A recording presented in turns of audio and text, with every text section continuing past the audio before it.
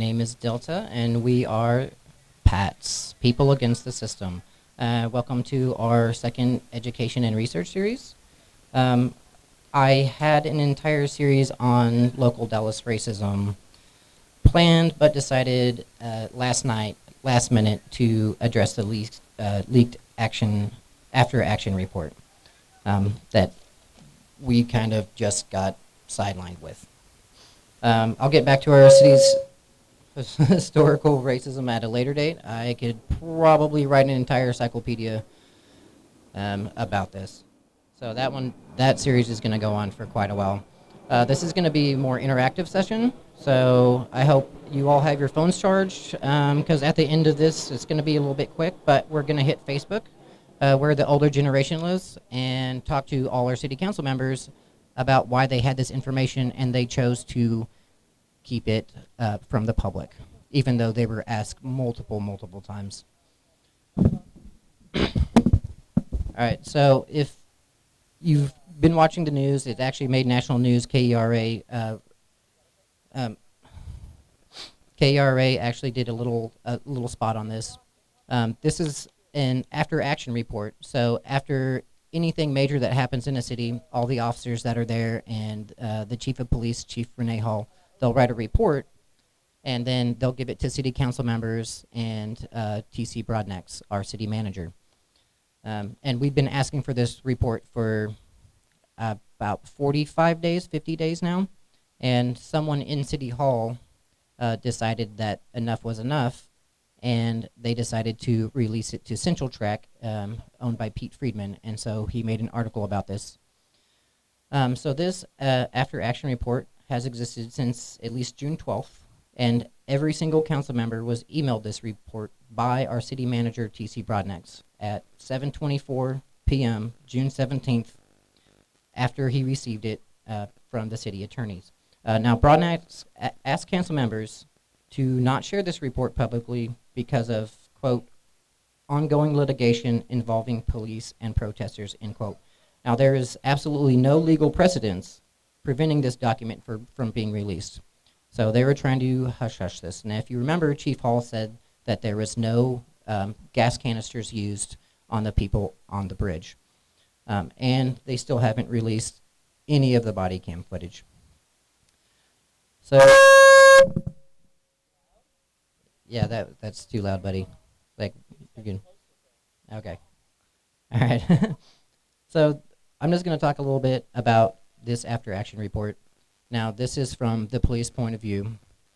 So this after action report is a report for May 29th through June 1st. So that includes the first days where there were riots and demonstrations, and on June 1st on the bridge when over 600 protesters were arrested illegally. Thus, that charges have been dropped.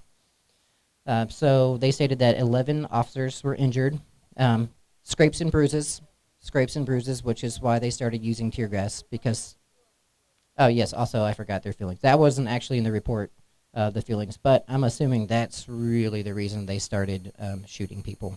I skateboard, I get scrapes and bruises all the time, and I still haven't shot anyone over it. So, one unidentified officer required stitches. Nobody can find this lady. Nobody knows who she is. We don't even know if that's real or not. That could have just been added in. So no one has any idea who this officer is. There were 5,670.75 hours logged, and by police officers, 2,564 of those were overtime hours. Now, in every after-action report, if they use anything, bullets, foam batons, gas canisters, they have to log those out, and they have to record everything that they used. So this is an estimated anti-violence countermeasures. So there were 662 estimated anti-violent countermeasures. That includes 64 impact foam batons, the less lethal rounds that shot a young man's eye out, 74 impact foam batons, extended range, 32 direct impact OC, which is another form of baton, and 54 multi-foam batons. And none of these were shot at the ground. These were shot directly at protesters, which is a violation of the laws that we have in place. For literally, you can kill somebody. These are less lethal. They are not non-lethal. We have to understand that you can kill somebody. People have had broken bones, lost eyes, been very, very hurt by these things. So Lieutenant Mark Vernon, he is the SWAT commander, states that these are only estimates because of the urgency of the situation, which is another violation of DPD rules. Everything has to be logged out. They decided that the situation was urgent enough that they were just going to break the rules and take whatever they wanted. So 662 anti-violent countermeasures, it could be 5,000. We don't know because they can't do inventory apparently. Even though they have a very good inventory system, and all you have to do is count the ones that are missing, and we would actually get a correct number on there. In Lieutenant Mark Vernon, SWAT commander's statement, he said only 2 CS canisters were used on the bridge, and they stated that because of the wind, they were completely ineffective. Even though I was on the bridge and my contacts melted into my eyes. Smoke doesn't do that. I'm a smoker. I would know that. But what I find curious is that of the 662 estimated, what makes you think that only 2 gas canisters? Is that an estimate as well? There could have been 10. So we're just going to estimate 2 and say that they were ineffective. Because Chief Hall said, and I quote, there were no gas canisters used on the bridge. And she also admitted that she knew that there were children on that bridge, and it was a peaceful protest. So apparently we have no accountability for logging of less lethal ammunition at all whatsoever. So we could have thousands of these things being used. We could have cops that have taken them home. We don't know where any of this is. So why is this after action report important? First off, it's been over a month when this has been written, minimum of a month.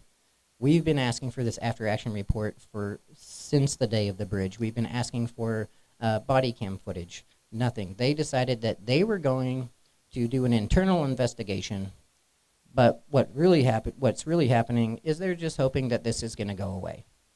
They're hoping that nobody wants to talk about it anymore. Because none of the city council members are talking about it anymore. So, no gas used from Chief Hall. Obviously, she lied, and she wanted to cover this report up. It had to be leaked. Somebody at City Hall had to say, all right, let's throw this out there because the people deserve to know that the chief of police is lying, not only to us, but to city council members, to the city manager. And every single one of those city council members didn't release it either. They didn't get on Chief Hall for lying to them. So we have a chief of police that lies about this one thing. What else is she lying about? Everything? Probably. She's untrustworthy. So that's going to bring me to what's called a Brady list. Now, a Brady list is that the district attorney has a list of officers that are so untruthful and they have so many problems with them that they will not call them to a stand to testify about a crime. Now, when T.C. Broadnax and some of these other city council members asked about it a few months ago, which they're now silent about, FYI, we were told that we were going to get this list. So if there is an officer that has so many problems that cannot even be called to testify for a crime, these officers don't need to be officers. There's no reason for that. If you're just going to have somebody that's lying on the stand and they're going to get creamed, and then the person that committed the crime, of course, is going to get off, which is why district attorneys won't call them. Clay Jenkins, also very quiet about this. This is something that they don't want you to know about. They don't want you to know that there are officers that are so untrustworthy that they don't trust when they take the oath to say the truth, the whole truth, and nothing but the truth. Um, and if they're that untrustworthy in a courtroom with their hand on the Bible, what makes you think they're going to be trustworthy defending you and protecting you and your property and your family and everything else? They're not going to be. So we don't even know how many officers there are on this list. It could be half of them. Could be one. Could be 1,000. We don't know. Um,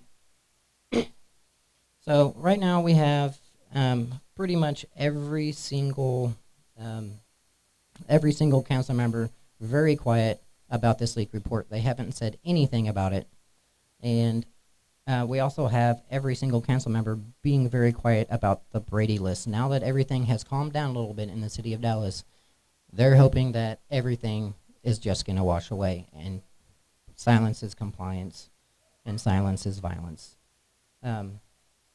Every single council member sent letters to TC Broadnax, with the exception of Adam Magoo, Kara Mendelson, Jennifer Gates, and David Blewett, called Reimagining Public Safety. And if I understand correctly, this was after they got the after action report. And they've been really silent about this entire time. So what we're going to do today is we're going to hit up a couple of these guys on our phones on Facebook. Let me pull my phone out here. All right, pull your phones out. Get on Facebook. We're going to annoy these guys a little bit. Since they want to be silent, let's make sure that our voices are heard. So the first person I want you to look up, the first council member, his name is Chad West. Yes, this is on Facebook. Chad West for Dallas City Council. It's a picture of him in a blue tie, white shirt, standing in front of Justice for Vanessa mural. So go down to 8 hours ago, he wrote a post about social distancing. So I want you guys to comment, Fire Chief Hall, why is the chief lying to you? Why did this report have to be leaked to the public? Because I want him to answer this stuff, and he's not going to answer it unless everybody gets on. Everybody that's live streaming too, do this right now.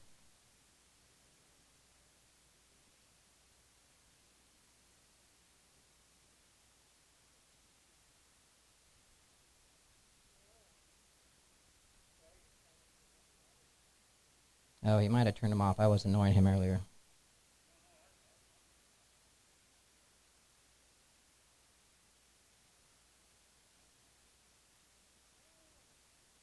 All right, there. As I need you to comment on this leaked report.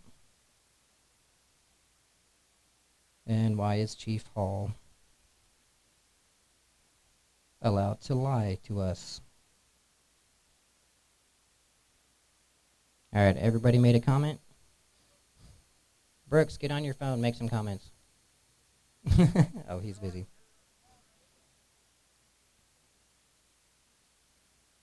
All right. And keep in mind that you can look up every single person online. So the second person is Adam Medrano. Adam Medrano, Medrano. He is actually the mayor pro tem. He basically think Deep Ellum. That's his district. Yep.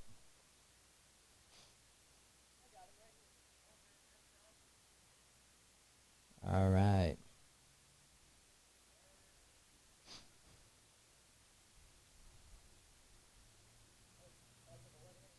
So my comment is going to be no words yet about Chief Hall lying.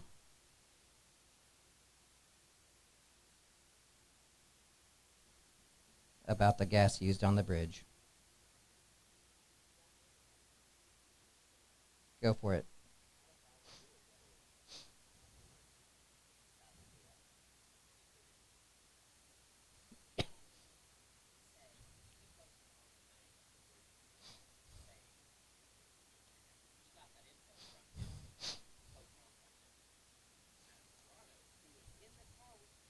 Yes, Adam Madrano was in the car with Chief Hall on the night of the bridge. Yes. So Adam Madrano probably knows more than he's letting on at this point. All right. So the third person I want you to look up is Adam Bazaldua. That was the next guy on my list. So Bazaldua is Bazulda.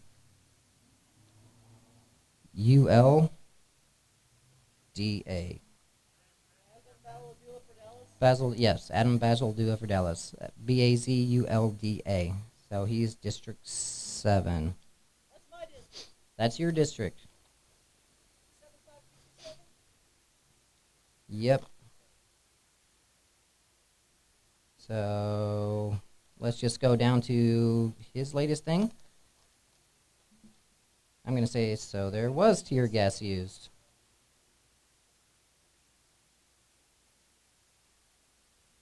On the bridge.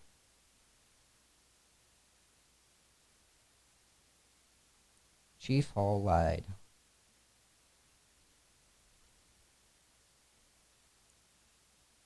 Chief Hall lied to you. You guys able to comment on him? Cool. All right, I'm going to have you look up one more person. All right, his name is David Blewett. Now, David Blewett for District 14, that's my district. He's mostly a Republican, but to be honest, if there's a lot of people that talk to him about a situation, he actually listens. We're not we're not really aligned on a lot of things, but you know what? At least he'll listen.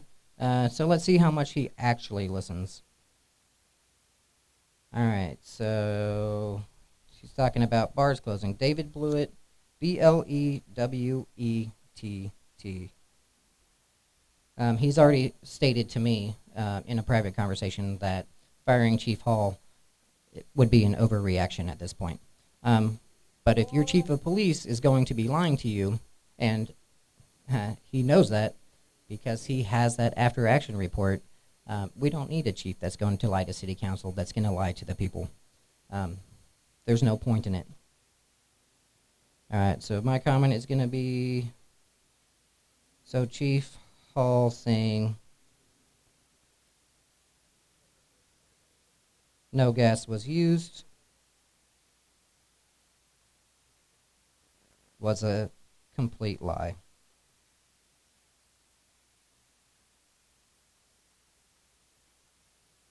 Our chief lied to us. David Blewett. Blewett.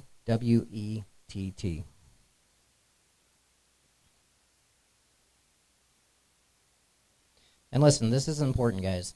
If your city council members do not hear your voice, they're not going to change the city for something better. Now, if they don't want to listen, that's why we have elections. We can get rid of them. You only need about 4,000 votes in District 14, my district, maybe 5,000 to win. You have 5,000 people on your side, you're set. Anybody can run. You don't even have to raise money if you don't want to, although it helps. So if anybody wants to run for any of these districts, go ahead and do it. Get a group of 50 friends. Spread that online. Run for city council, and you can actually not be silent about situations like this, because every single one of our city council members is silent, and that's why I wanted to do this today, is that for them to know that their silence is absolutely deafening. Their silence is utter bullshit. And if children are being gassed in Dallas, Texas, and then the chief is lying about it, then she needs to go. There needs to be a restructuring. There needs to be defunding DPD, because they are lying to us. They are gassing children. They are shooting unarmed protesters. I mean, I was on that bridge. We were told to go up there. So that after action report, when they say you're not allowed to go on that bridge, that was a lie. Nobody told us. They didn't talk to us. We were told, the only thing we were told by those cops was that don't get too close to us, keep marching. And the only way that we had two directions to go. We could go across the bridge, or we could go back into downtown and get arrested for violating curfew. So we decided to not get arrested for violating curfew, and we went the only direction that we had and got arrested for not violating curfew. So, all right, that's all I have today. Remember, bug your council members.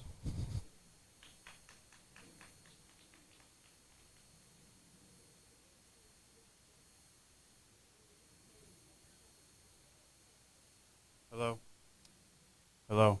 Okay, so in terms of writing your elected officials, I actually have letters with paper with stamps to write Dallas County Judge Clay Jenkins to let him know how outraged we are about the silence of Chief Hall about the bridge incident. We are fed up, tired. We've been asking this for over a month.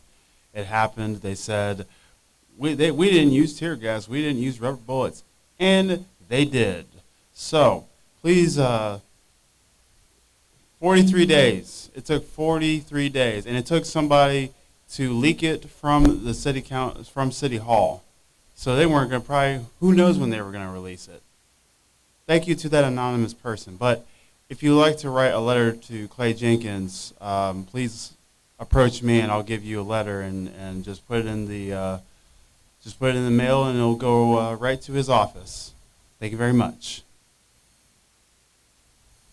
Next up is Katie Mead to talk about a language of the oppressor and just more about systematic racism.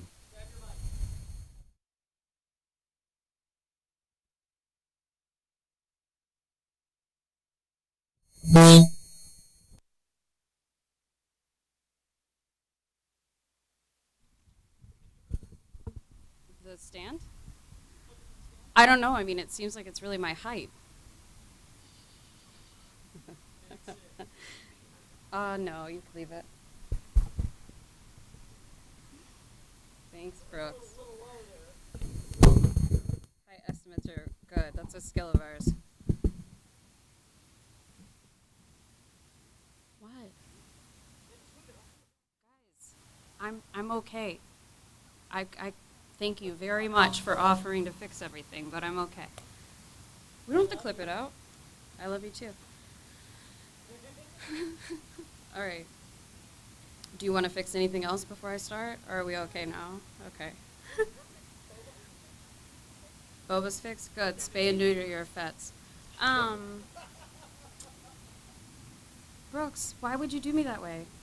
Thank you, Brooks, for announcing that we dropped to 2 viewers when I started fucking around up here. So today we were going to talk about qualified immunity. That's cool. Boba can come. We were going to talk about qualified immunity, but given the turn of events in Portland and 45's decision to spread those federal agents, I decided that it was time to talk about language of the oppressor and our country's really bad history. So we're going to talk about how oppression works in general, just kind of a brief overview, and then get into specifics of our founding fathers, which was a really gross journey, and how they built in oppressive systems into the Constitution. And then we're going to talk about internalized oppression and the language. Oh, how did that, what? Oh, okay. I didn't do that? Okay, cool. How, oh my God. I can't be serious when you say that. And then we're going to talk about the manifestation of that language and how it still exists today and how 45 is capitalizing on it. So, Sammy, are you done? Are you sure?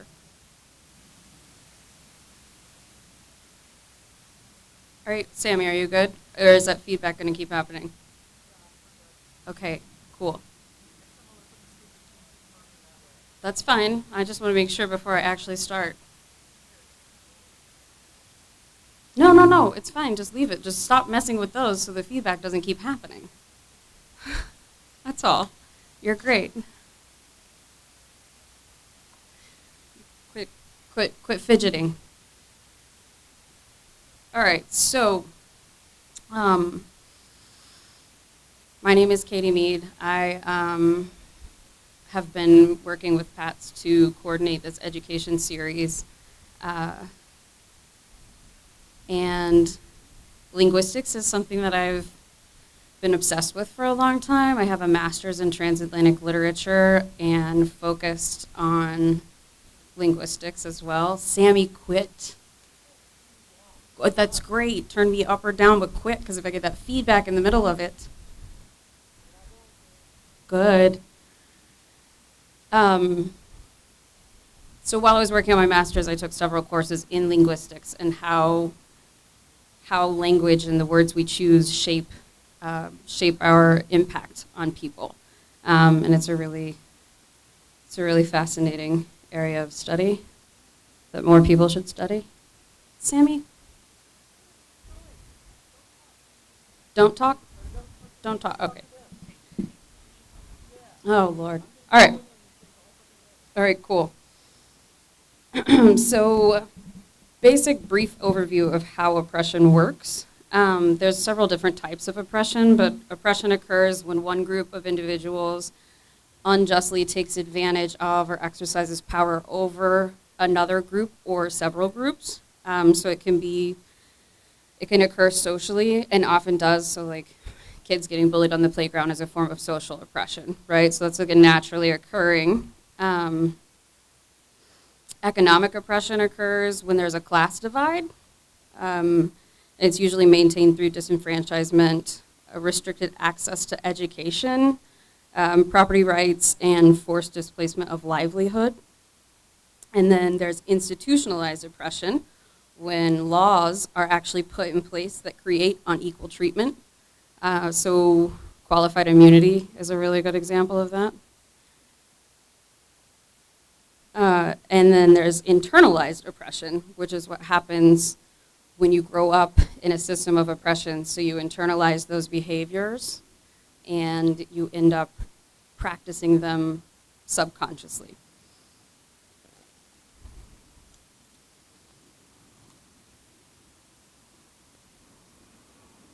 So, are we good?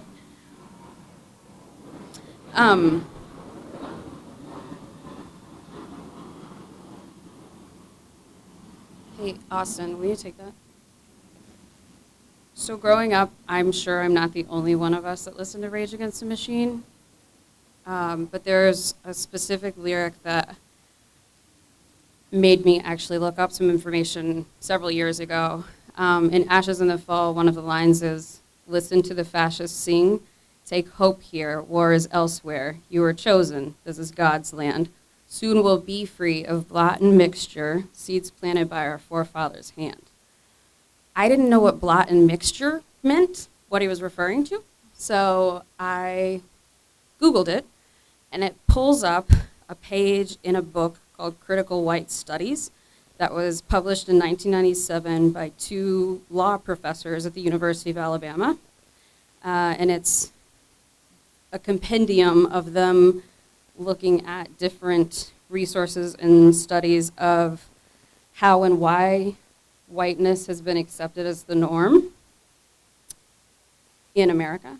And I saved a couple of excerpts to read. So our forefathers actually planned on having a white America only. That was an intentional plan. Sorry. I would actually recommend everybody check this book out. I'll post a link on our Facebook page because it is worth a read, but also it's just really, it's not fun to read, but it's worth it. So this specific excerpt is discussing Ben Franklin and Ben Franklin's design to create a white America. He also hated, Ben Franklin didn't just hate Native Americans and black people, he also hated the Germans that were settled in Pennsylvania. And he talked about how they would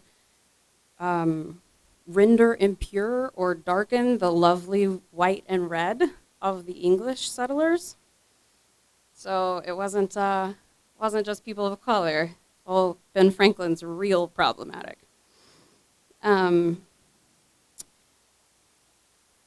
With respect to Africans, Franklin pronounced that all of Africa is black or tawny. He asked rhetorically, why increase the sons of Africa by planting them in America, where we have so fair an opportunity by excluding all blacks and tawnies of increasing the lovely white and red? Franklin's design for a white America called for excluding others of a different complexion so that America might not darken its people. Like Franklin and John Jay, Thomas Jefferson was also preoccupied with creating a homogeneous and white nation. In 1801, Jefferson wrote, "It is impossible not to look forward to distant times when our rapid multiplication will expand itself and cover the whole northern, if not the southern continent, with a people speaking the same language, governed in similar forms and by similar laws, nor can we contemplate with satisfaction either blot or mixture on that surface." The blot or mixture that concerned him was the presence of Africans in the United States. Jefferson worried that the black blot would lead to mixture and stain the fine mixture of red and white. Jefferson's solution was expulsion. The African was to be removed beyond the reach of mixture, perhaps to Santo Domingo or perhaps back to Africa as a last resort, because that was too expensive to send him back. For Jefferson, the lovely white homogeneous republic must not allow its people to be stained and to become a nation of mulattoes. These are our founding fathers. Mega yikes. So this book, I actually started reading it and got very distracted. The information is very fascinating, but those are men who were integral in writing the Declaration of Independence and the Constitution, and their goal was to create a white America. So when they're building these systems, they're going to build them to create a system in which they are untouchable, and the best way to become untouchable and unable to be criticized is to create layers of marginalized groups so that you can constantly deflect, right? So it wasn't just black people, it wasn't just Native Americans, it was also German people who settled. There's also a section that talks about how Jefferson sent a bunch of white men to colonize Louisiana so that it would become an American state and not a French state. Here in good old Texas, we did the same thing and pushed out the Mexican people who lived here. There's actually also a section there that talks about how the Mexicans were not pure Spaniards. They also were stained by blot and mixture because they were half-breeds, if you will, because they weren't actually pure Spanish blood. So our current system has been designed and implemented for 244 years to establish the dominance of white landowning males. And all of this time that we've fought to achieve equal rights, we're fighting against that system because women weren't considered equals, people of color weren't considered equals, Native Americans weren't considered equals. So in the Declaration of Independence, when they wrote that all men are created equal, they literally meant all men who are white and have stolen land here are created equal. So we're fighting against that every time we try to make a change to the system. So those systems, what happens when a system is put in place and used over time is it replicates itself, right? So they made this framework with the Constitution, and then as the country grows, smaller systems are developed. So you have states, and then within those states you have counties, within the counties you have cities. So it recreates every time, right? And now, all the way down the line with all of these replications, the president of our country is virtually unreachable by us. So the system is designed to raise someone so far above us that we can't get to them. And Trump is just cashing in on that untouchable nature to push all of the systems of oppression that are already existing to their max so that he can keep as much power and retain that as possible.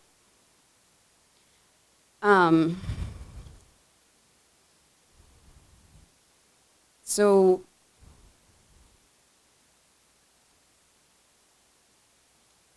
my notes are really confusing even to me. Why? Oh, Sammy. Sammy's gonna have to get up here one of these days. All right, so one of the ways that oppression takes hold and grows is through use of specific linguistic tools that are established to dehumanize and marginalize groups. So like there's a lot of things that are just really inherent to the system. Like we're taught that our forefathers were these really great men that we should respect, that we should revere because they created this wonderful country that we live in. And we're not actually ever taught who they were as people. Like Columbus was not a great guy. His own country wanted to imprison him. And Ben Franklin, Thomas Jefferson, not great. In the book that I will post a link to, there's actually a whole discussion of Thomas Jefferson who's worried about blot and mixture. Meanwhile, Thomas Jefferson was procreating with his slaves against their will, so he obviously wasn't that worried about it. He just didn't want other people to do it. But there's a lot of things in our day-to-day language. The names of streets are typically the names of old white men. A lot of them in Texas were in the Confederacy. This park used to be Robert E. Lee Park and is no longer referred to as that, which is great. Yeah. So that's why petitions to change the names of things are important, because that keeps those people human. Our founding fathers were humans, and they may have done a big thing in establishing this country, but that doesn't mean that they're infallible and unquestionable. And a lot of the things they did were very questionable. So when we're taught in schools that like these are great people, don't question them, that just reinforces that rhetoric of like, oh, the people in charge are in charge and can't be questioned. That's also reinforced all the way down to the level of interactions with local police, right? So if he had just obeyed, he wouldn't have been killed by that police officer, which is just astounding anti-logic, but still used. And it stems from us being taught, like, these are people in charge, so you don't question them.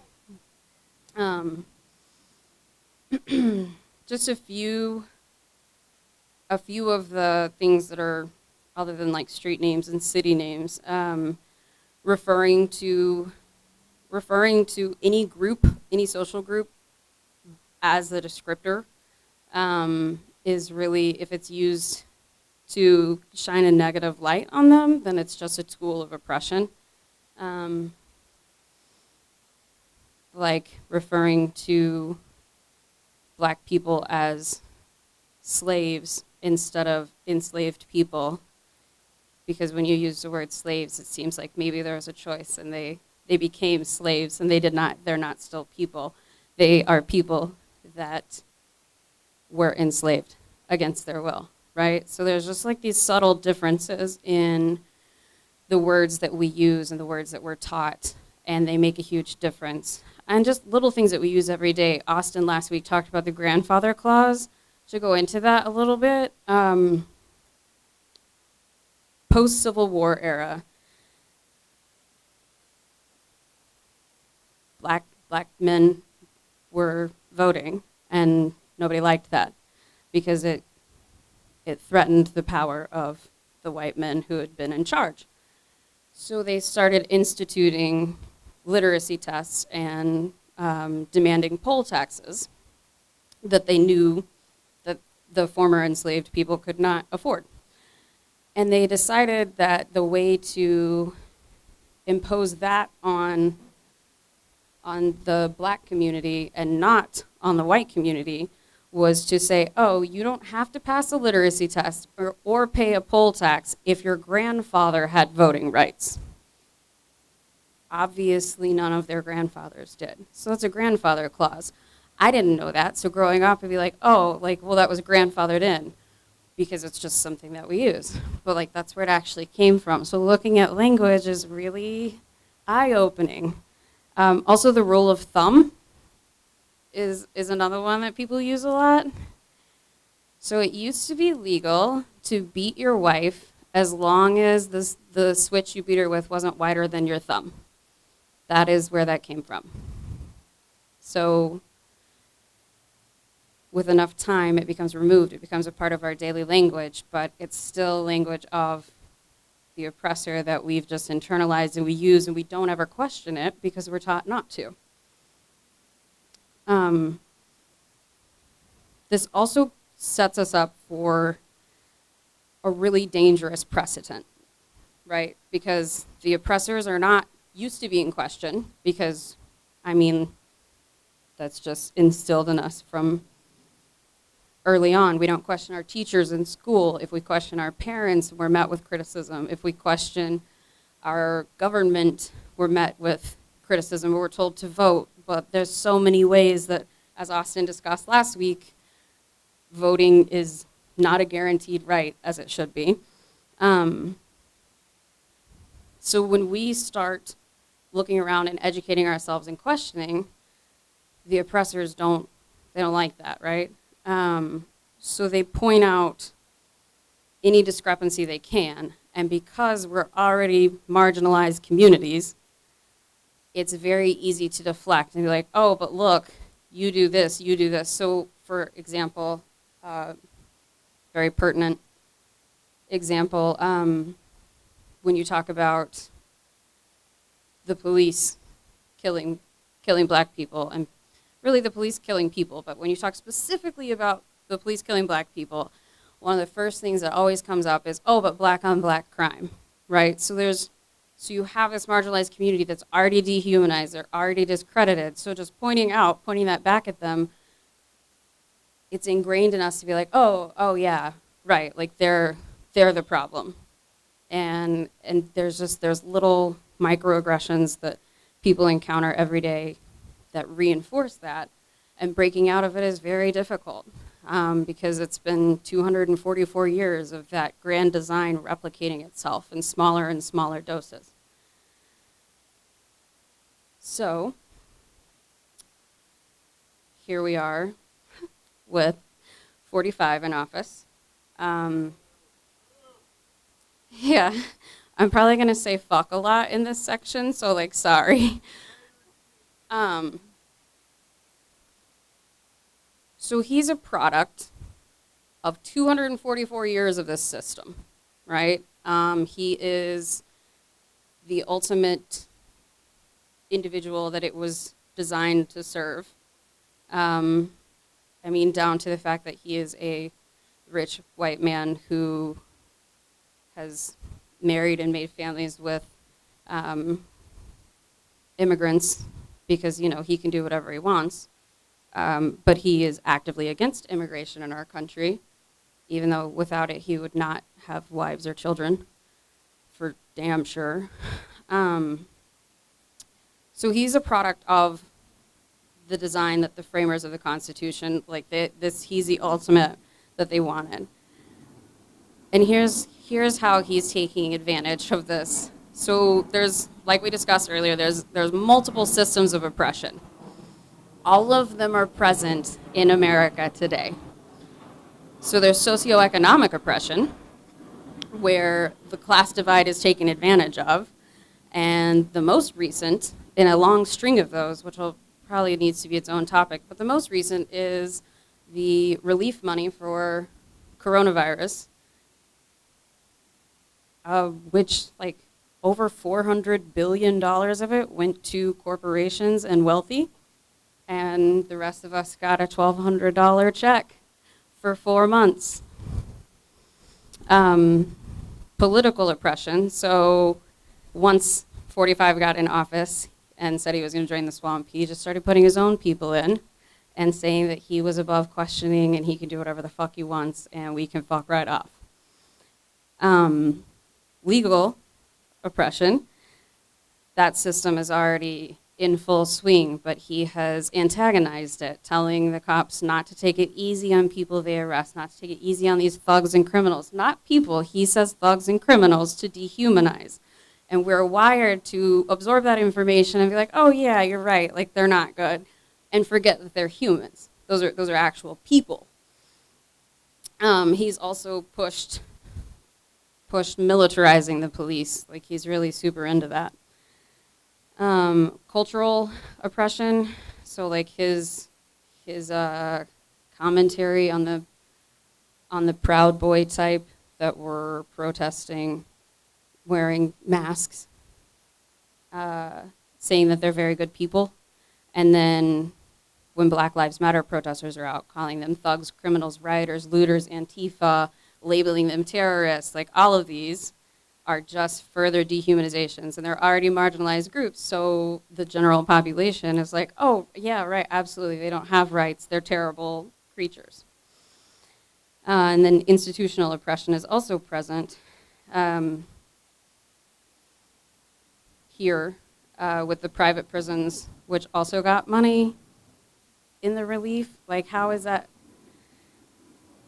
So these are tax dollars that all of us pay in that are going to these systems that are just continually oppressing us, and it's like this never-ending spiral downward until you get finally down here where we're marginalized on so many different levels: socioeconomics, sexuality, gender, color of skin, all of that.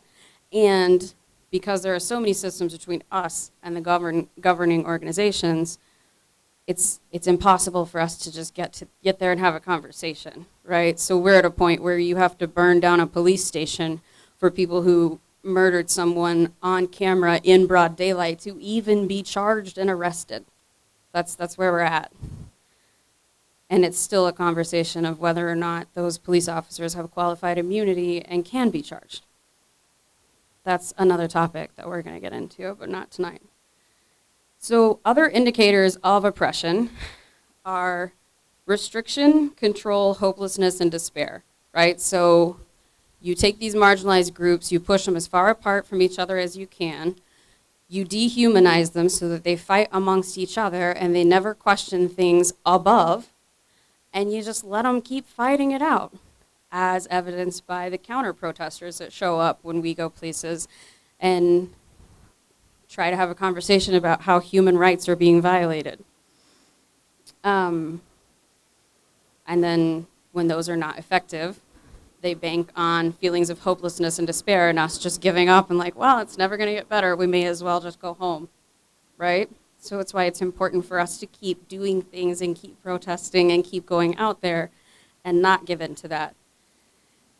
The prohibition of free press, freedom to assemble, and free speech. All of those 45 is like he came into office and immediately started in on the fake news campaign. Like, oh no, it's fake news. I'm the one in charge, so you should listen to me. That's fake. And people just bought it, hook, line, and sinker. Like, oh yeah, it is. Yeah, of course. To the point that now there is a pandemic and people think it's a hoax, even though people are dying from it. Because if our president says it's not real, then science must not be real either. Control of the economy, which that's been a rich white man's game since day one. But with the pandemic, it's just a very unique opportunity to take more control over the economy. And I mean, he's vetoed different plans for economic relief. He's delineated funds for economic relief to the people who are already in power and already have the wealth. He's already prohibiting assembly and free speech. And specifically, when you read about oppression, one of the indicators is the development of secret police, which is why we're talking about this today, because that's happened already. That's who's in Portland. That's who he's sending to Chicago, Kansas City, and Albuquerque. And they're not listening. Portland's mayor got tear gassed last night because he was trying to talk to, you watched it, was it 3 times? 3 times. I haven't watched that stream yet. So the mayor is coming in and saying, hey, I'm the governing official of this city, and I'm telling you to leave, and they're not listening. They're not marked. They're not Mirandizing people. They're putting them in unmarked cars and leaving. People don't know where their friends are. This is not policing in America. This is secret police, right? And that's another indicator of it, is imprisoning or outright killing activists. He's imprisoning them now. America has killed activists for a long time. That's not new at all. Fred Hampton is probably the most pertinent example in my mind. And there's a lot of others if you look into it. I'm sure that we'll touch on that with some of our other topics. So 45 is capitalizing on this moment where all of these systems and all of these levels of distance between him and the people he's oppressing make it super easy. So he's pushing all of these systems to the max. He's making the poor poorer. He's making the marginalized communities as marginalized as possible and using inflammatory speeches to make us fight with each other, because if we're fighting with each other, we're not questioning him. We're not questioning the government. We're not using all of that collective energy to push for change and an actual level playing field. So when I was looking into this, I looked up authoritarian oppression, and that's really where we're at. You know, we've got the secret police, there's restriction, there's control, we're being pushed out financially. Voter suppression is still real, so we don't really have a voice, we don't really have a say. But I wanted to end on this point because it's really something that was very bothersome. So oppression is a derivative of the Latin word oppressus, which is a past participle of opprimere. Opprimere means to press against, to squeeze, or to suffocate. So the goal of an authoritarian oppressor is to suffocate its people. And the Black Lives Matter movement is predicated on another fucking black man being fucking suffocated by the police and nothing happening. So if you think that we're not there, you're fucking wrong. And I need you to think about it more, because if we don't continue pushing for change and if we don't quit fighting with each other, the oppressor wins. And we can't do that at all.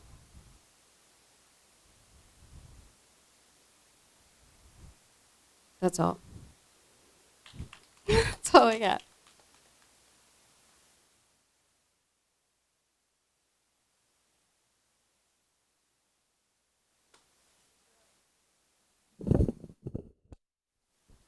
And this is why this election is the most important election in history. I know they always say that about every election, but this election is the peaceful way we can get rid of a wannabe dictator if he'll leave.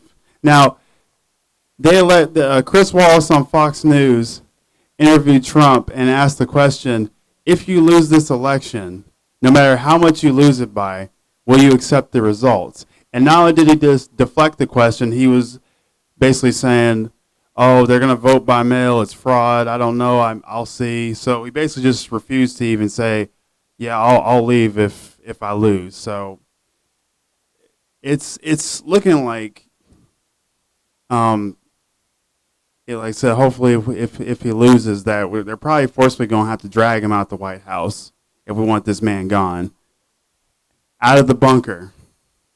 That's how scary it is. But we need to do our part as citizens of these United States to vote in this election. And speaking of voting by mail, please support the post office, because what Trump is trying to do is he's trying to basically defund the post office because he doesn't want voting by mail. Because I'll even say it, the Republican Party knows that when there's high voter turnout, they do not win.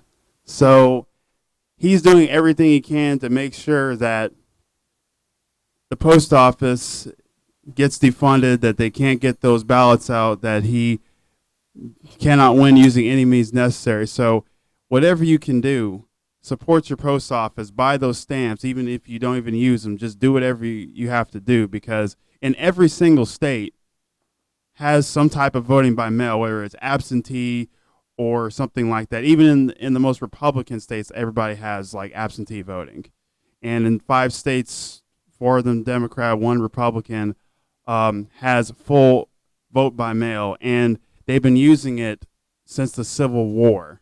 That's actually how a lot of soldiers during the Civil War voted for Abraham Lincoln so he can get reelected. So, like I said, the military's been doing it since 1864, then it's pretty sure it's very effective. So we have to, support, we have to vote, support the post office, and get this man out. And even after he gets, forcibly out the White House, we have to keep marching for justice, and we have to keep marching for change, because even with the different president, we have to demand and hold our politicians accountable to do these things. So, like I said, even if Biden gets in office, we need to still march on the White House, march on, march in our politicians, offices, City Hall, all of that, because we're not going to stop until we get changes.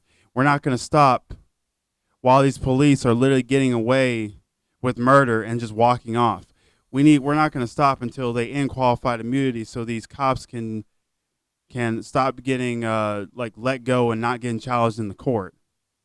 So we have to just keep going, and everybody needs to do their parts. If, like I said, if you can't march, educate yourself.